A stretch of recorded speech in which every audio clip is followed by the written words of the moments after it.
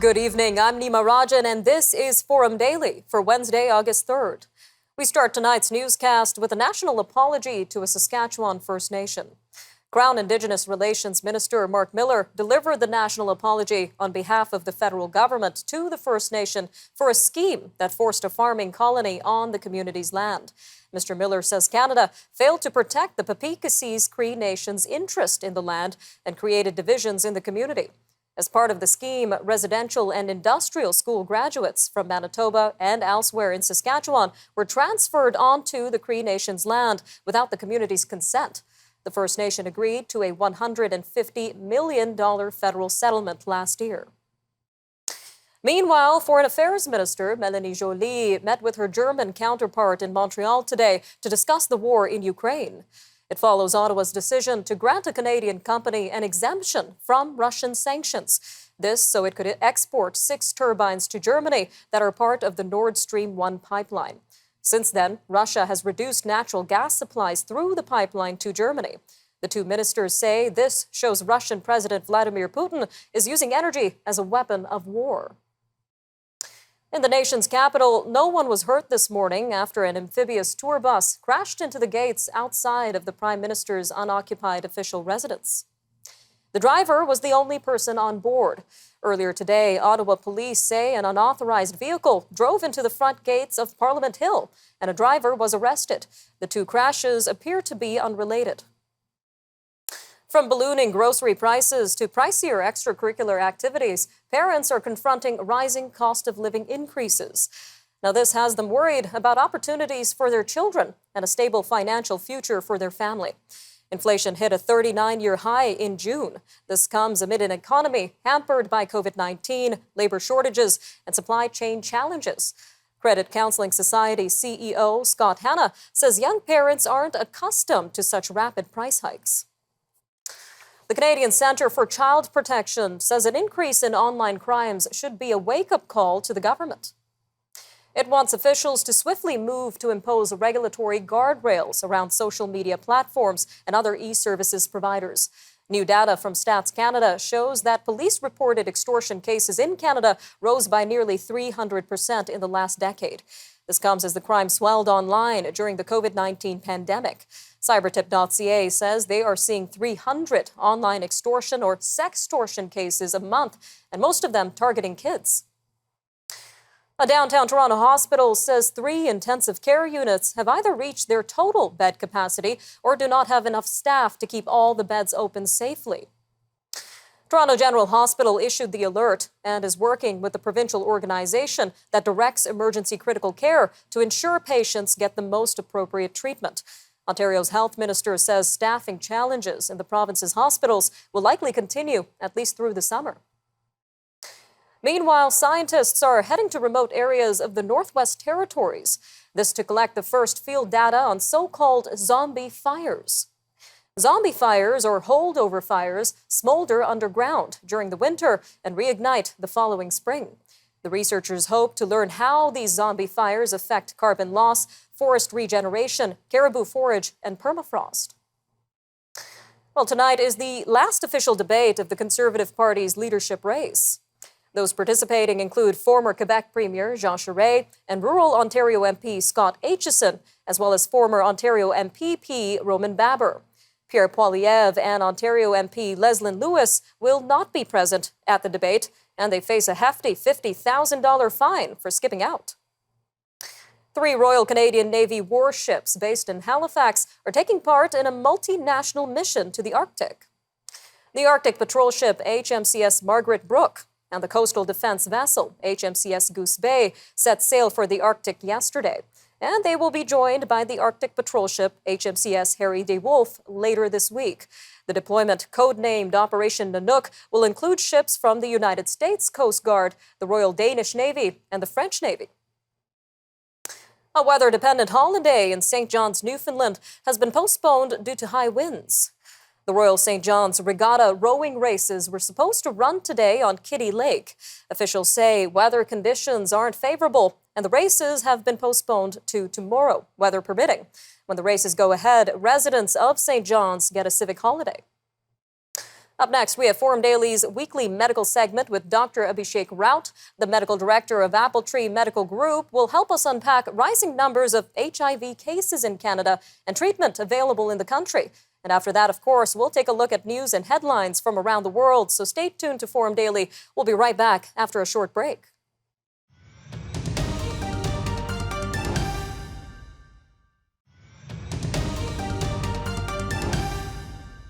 People from 172 countries attended the International AIDS Conference in Montreal, which wrapped up yesterday.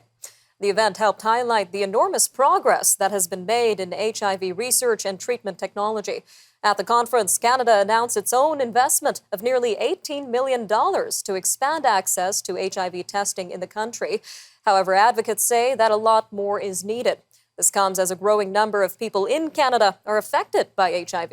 In fact, the number of people living with HIV in Canada has risen by 25% since 2008. Well, joining us now to give us more understanding into what we know so far about HIV and treatment in Canada is Dr. Abhishek Raut, Medical Director of Appletree Medical Group. Dr. Raut, welcome back to Forum Daily. Great to be here to discuss this very important topic. Definitely. Now, let's start with what we know so far about the HIV virus in terms of how it's transmitted and how it affects the human body. All right, so HIV, or human immunodeficiency virus, it's a virus that attacks cells that help fight infection in the body, so making a person much more vulnerable to infections and diseases.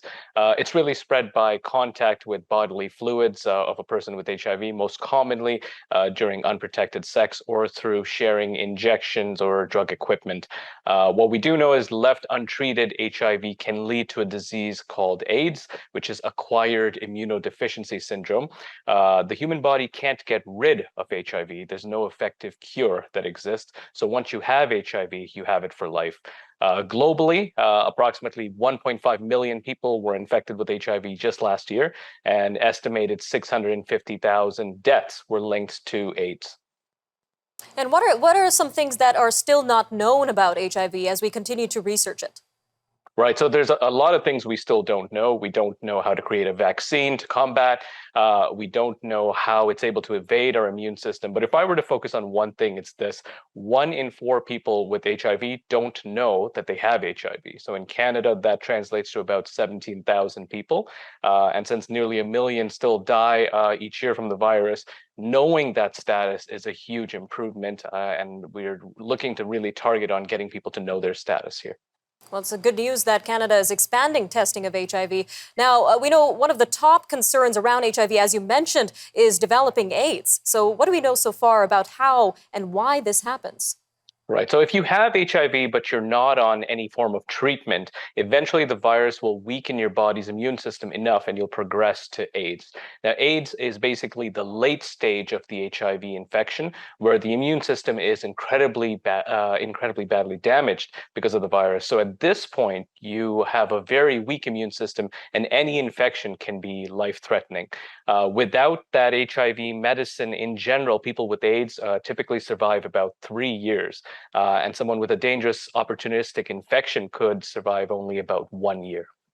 Now, staying on the issue of treatment, we mentioned the number of people with HIV in Canada has risen. As I mentioned, it was risen by 25% since 2008. So what kinds of treatment or treatments does Canada offer to those with HIV?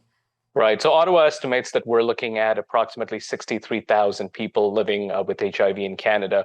The mainstay treatment is antiretroviral therapy, which really focuses on targeting the virus and bringing down that viral load.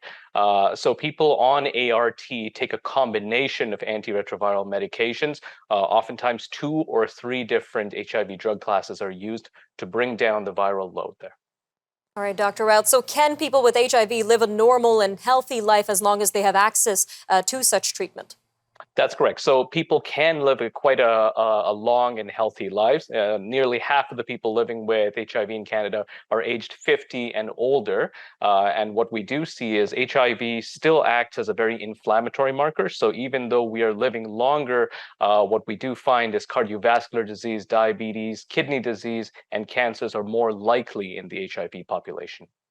All right, Dr. Raut, about a minute left here, but one of the main issues around HIV is the stigma, the social stigma associated with it. So what kind of steps can parents take to educate their children about HIV? I think what you mentioned was exactly correct. I think it's a very tough subject for parents, guardians, and caregivers to really discuss with their children, and it is because of that stigma. I think the most important thing to fight stigma and to deal with the issue at hand is really to have the education on it. Many parents are uncomfortable because they're not sure of the issues themselves. So the most important thing here is for parents to educate themselves using credible websites like the CDC, for instance. All right, Dr. Raut, always great having you on Forum Daily. Thank you again for another informative interview. Thanks so much for having me. Stay with us. When we come back after the break, we'll be turning our attention to the preliminary estimate by Statistics Canada for Canada's second quarter GDP. We're going to be speaking with Dr. Jack Mintz, an economic and public policy expert, to examine why the economy did not contract as expected. Stay tuned.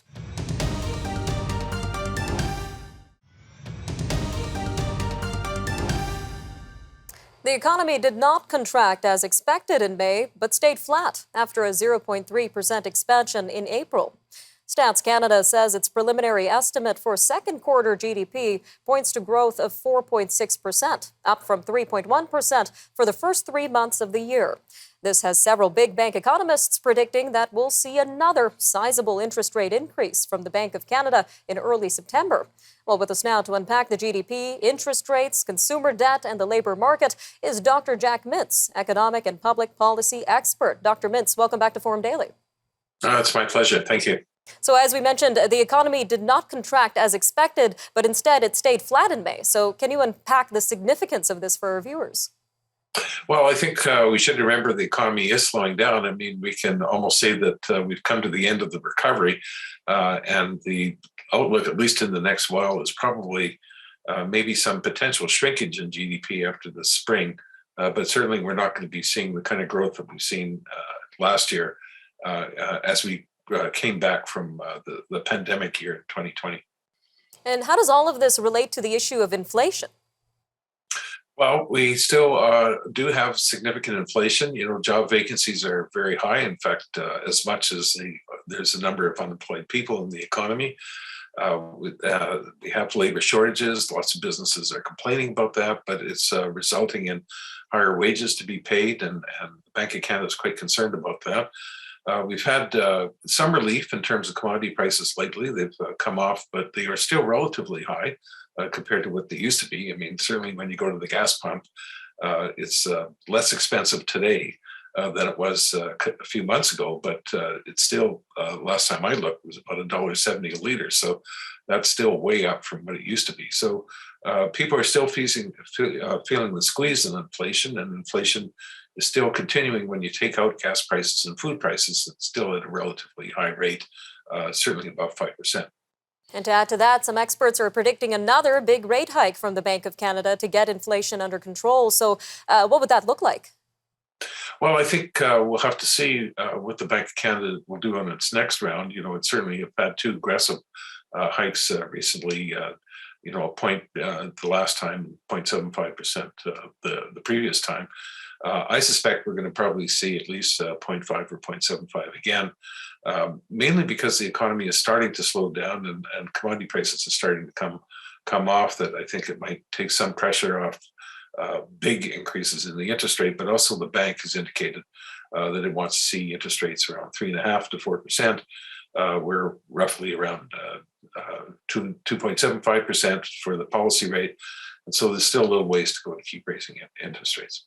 And bringing this back home to our viewers, how do you expect a higher interest rate to impact consumers, especially those Canadians who are already carrying higher debt loads? Well, interest rates are certainly going to put some pale on the economy in terms of slowing it down. And that could lead to eventually some taking some pressure off wage increases. Well, people have been looking at 9-10% interest rates lately, inflation rates, and their wages have only gone up 5%. So people's real wages have actually been cut over the past year, and it's unlikely that they're going to make up for it, given the way that interest rates are rising, which means that commodities are more expensive, so people are buying less of it. They're deciding to cut back on particular products, because they still have to pay for gasoline, they still have to pay for food. So some of the other things like leisure and travel, people will think about not buying less of because they're going to have to pay for the necessities that they need. All right, Dr. Mintz, just over a minute left here, but jumping to the issue of the labor market right now, as you mentioned, job vacancies remain high across the country. So what can authorities do to help fill these jobs? Well, I think there's not a lot that could be done in the short run, but I think the governments, are going to have to pare back some of the support that they give for people not to work. The two biggest decisions are often made by people deciding to leave the working force, like retire early, and the other one is whether to join the working force. For example, women and also men these days who decide who have been raising children and come back into the workforce. That's a good example. Or people who've been on these extended unemployment insurance benefits who are unemployed that could be working as well. And I think the governments are going to have to do further work in paring back some of the benefits that we provide, which has been quite liberal, actually, in terms of the 2020 year, where a lot of money was poured out to help people cope with the pandemic. But some of those relief programs have been slow to come off. All right, Dr. Mintz, sounds like we've got a lot to keep our eyes on. Thank you again for joining us today on Forum Daily. My pleasure. Thank you. Stay with us. We'll be right back.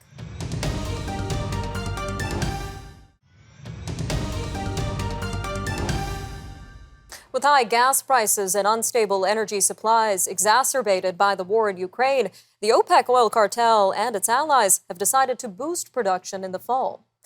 But it will be at a much slower pace than in previous months. OPEC will increase output 100,000 barrels a day next month. This comes after raising it by 648,000 barrels per day in July and August. The group considered what effects inflation and rising COVID-19 rates may have on global demand for fuel in September. China continues to retaliate following U.S. House Speaker Nancy Pelosi's visit to Taiwan. The country has blocked imports of citrus and fish from Taiwan, but Beijing has so far avoided disrupting one of the world's most important technology and manufacturing relationships. Sanctions on Taiwanese processor chips for Chinese assemblers of smartphones and other electronics could send shockwaves through the global economy. Beijing announced military exercises in waters near Taiwan following Ms. Pelosi's arrival in Taipei on Tuesday. Now that might delay or disrupt shipping. Well, this comes as the shipping of grain from Ukraine seems to be resuming under a Black Sea wartime deal. The first grain ship to leave Ukraine has been cleared to travel to Lebanon. Ukraine says 17 other vessels at its ports are loaded with grain as well, and they are awaiting permission to leave.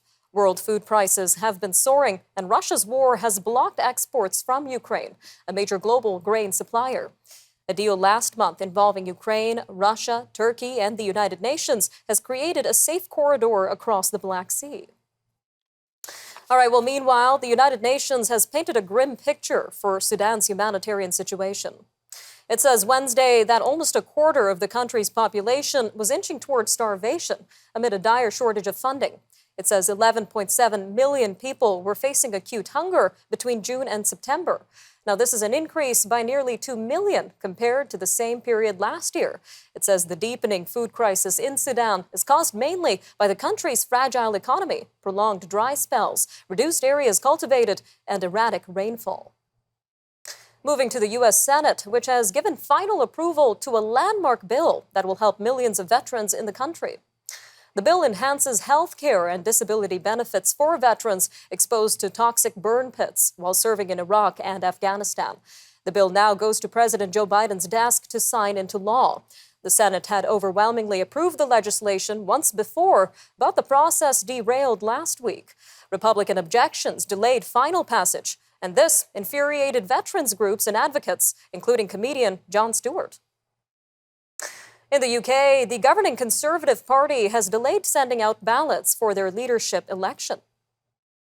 Now, this comes after UK intelligence services warned about the risk of fraud. A British newspaper reported that the changes are in response to concerns about the vulnerability of the voting process to hackers, rather than because of a specific threat from a group or state. Now, each of the roughly 180,000 party members will get a unique code that allows one unchangeable vote, either online or by post. The winner will be announced on September 5th and will automatically replace Boris Johnson as Prime Minister. Nearby, the Dutch government has declared a national water shortage caused by the hot, dry weather that is parching much of Europe. It has formed a national team to draw up measures to manage supplies. The government said Wednesday that further measures are not yet necessary, but they could be in the future. Water authorities in parts of the country already have put restrictions on farmers spraying crops with water. The drought conditions are also hindering freight barges that use the rivers. The government says that drinking water supplies are not threatened. Near record amounts of seaweed are smothering Caribbean coasts from Puerto Rico to Barbados. And it's killing fish and other wildlife, choking tourism, and releasing stinky, noxious gases. More than 24 million tons of sargassum blanketed the Atlantic in June. This shatters the all-time record set in 2018 by 20%. This is according to the University of South Florida's Optical Oceanography Lab. And unusually large amounts of the brown algae have drifted into the Caribbean Sea. Scientists indicate the possible explanations include a rise in water temperatures as a result of climate change and nitrogen-laden fertilizer and sewage nourishing the algae. All right, I'm Nima Rajan, and that'll do it for your look at national and international news for today. Remember, for more news on demand, you could always visit our website, thenewsforum.ca, and make sure to follow us on our social media handles on Facebook, TikTok, Instagram, and Twitter. You could also watch all of our commentary, programming, and interviews on the News Forum YouTube channel. All right, thanks for joining us today on Forum Daily, and we'll see you next time. Take care, Canada.